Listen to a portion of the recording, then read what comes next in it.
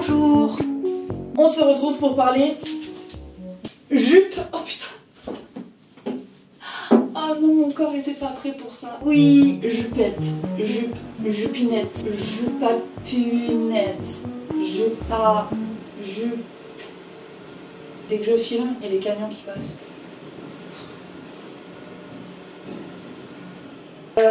J'ai fait une jupe, j'ai fait deux jupes. Une jupe, deux jupes. Une jupe, deux jupes. Je vais continuer à en faire un milliard de milliards. Je veux plein de jupes pour cet été. Et je sais pas pourquoi, ces derniers temps, quand je marche dans la rue, je phase sur toutes les nanas qui portent des jupes. Vous les appelez comment? Des jupes un peu bohèmes, des jupes... Moi j'appelle ça des jupes à étage. Je sais pas si... On appellera ça aujourd'hui des jupes à étage. Voilà. Cette vidéo, elle s'appelait la jupe à étage. La première chose que je commence à faire pour faire une jupe comme ça, c'est que je coupe une sorte de grand rectangle. Ce grand rectangle doit être assez grand. J'ai pas de mesure à vous donner parce que ça va dépendre de votre morphologie, ça va dépendre de votre corps. Moi ce que je fais, c'est que je mesure par rapport à mes hanches. C'est pas ici, c'est les hanches.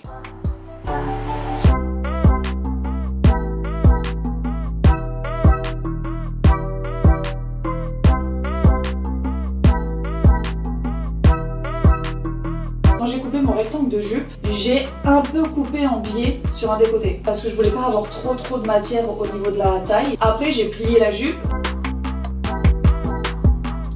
et j'ai recoupé l'autre côté en biais pour que ça soit les deux côtés la même chose. Et je l'ai replié encore une fois, j'ai recoupé et là je me suis retrouvée donc avec 4 bouts de tissu coupés exactement de la même façon. Pourquoi 4 bouts de tissu? Parce que moi j'aime bien doubler au niveau des fesses. Donc ça à la base c'est un drap. Ça à la base c'est un drap. C'est le même tissu que le haut que j'ai fait la semaine dernière. C'était mon crash test. J'ai pas vraiment réfléchi. Mais le résultat finalement me plaît. Mais c'est pas toujours le cas quand je fais des crash tests. J'ai eu de la chance. Et comme le drap est assez fin, j'ai pas envie qu'on voit, dès qu'il y a un peu de soleil, j'ai pas envie qu'on voit mes fesses, j'ai pas envie qu'on voit ma culotte. Donc je double toujours la première partie. Ici j'ai doublé jusque là. Et là j'ai doublé finalement jusqu'ici plus bas. Mais vous verrez que cette jupe est moins longue que celle-ci. Une fois que j'ai coupé mon grand pan de tissu et que j'ai mes 4 carrés les mêmes, je vais venir les coudre sur les deux rebords pour les joindre.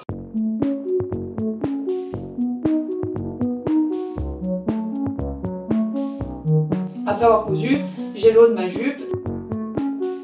Elle est beaucoup trop large, c'est normal pour l'instant parce qu'on n'a pas mis d'élastique. Donc ça va être la prochaine chose que je fais. Moi j'aime bien le faire dès le début, comme ça après je peux la mettre sur moi et voir vraiment ce que ça rend. Pour mon élastique, je mesure le tour de ma taille, ni trop serré, ni trop détendu, parce que moi j'aime bien que ça tienne un peu haut. Vous savez, j'aime bien que la jupe elle soit un peu montée au-dessus du nombril. Quand j'ai pris la taille de mon élastique qu'il me fallait, mon élastique, le but, la moitié de l'élastique sur le devant de la jupe et l'autre moitié élastique qui se retrouve sur l'arrière de la jupe. Pour ce faire, je viens plier mon élastique en deux. Comme ça, j'ai exactement la moitié de mon élastique, le centre. Et ce centre-là, je viens l'épingler sur l'un des côtés, sur l'une des coutures en fait que j'ai. Je viens le tendre et je viens l'accrocher de l'autre côté et je fais pareil à l'arrière, comme ça je sais que mon élastique, il y a vraiment la moitié devant et la moitié derrière. Et je viens faire un ourlet en même temps. Au moment où je place l'élastique, je retourne mon tissu par-dessus et j'épingle. Comme ça j'ai mon élastique qui est prêt et j'ai mon ourlet qui est prêt aussi pour quand je vais coudre. Quand vous avez calé votre tissu dans la machine, après vous avez juste en fait à tirer sur l'élastique pour tendre le tissu.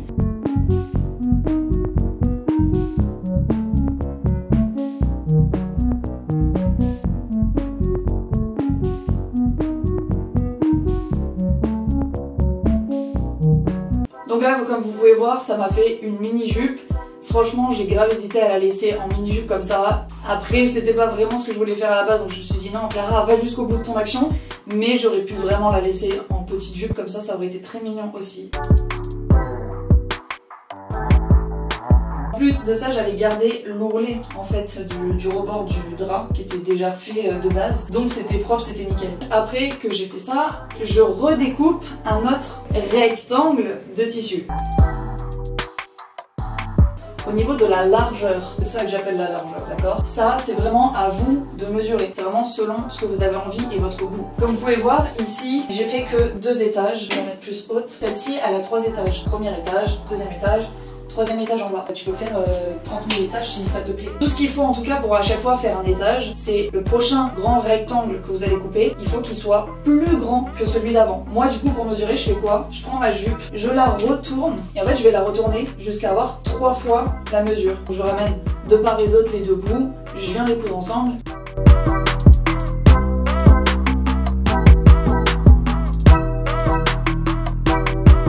Comme vous pouvez voir, je rentre la jupe qui est mise du joli côté à l'intérieur du tissu qui lui est du mauvais côté. En fait, je vais venir les coudre ensemble et après je vais retourner le nouveau tissu pour faire une couture invisible. Le but, c'est comme pour l'élastique, la moitié du tissu qui soit sur l'avant, la moitié sur l'arrière, pour que ça soit à peu près bien réparti. Il n'y a pas besoin que ça soit d'une précision extrême, hein, mais moi je voulais vraiment que ça soit réparti sur tout le contour. Donc pour ça, c'est qu'au fur et à mesure, mon surplus de tissu, je faisais comme des petits ourlets au moment où ça allait passer dans la machine.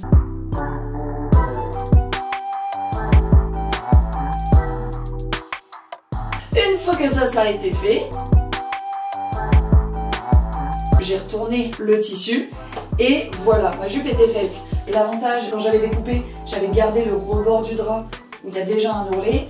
S'il n'y en a pas, moi je vous conseille d'en faire un. J'avais pas du tout réfléchi à faire ça. C'est juste une fois que j'ai cousu, j'ai dit « Oh tiens, j'ai gardé l'ourlet, c'est génie !» Maintenant je peux vous donner ce conseil-là. Si vous coupez un drap. Donc là j'ai hésité longtemps, est-ce que je rajoute un 3e étage à ma jupe rose? Mais comme vous pouvez le voir, genre elle me plaisait et surtout j'ai capté un truc, c'est que je pouvais la mettre en robe. Et ça messieurs dames, ça fait plaisir.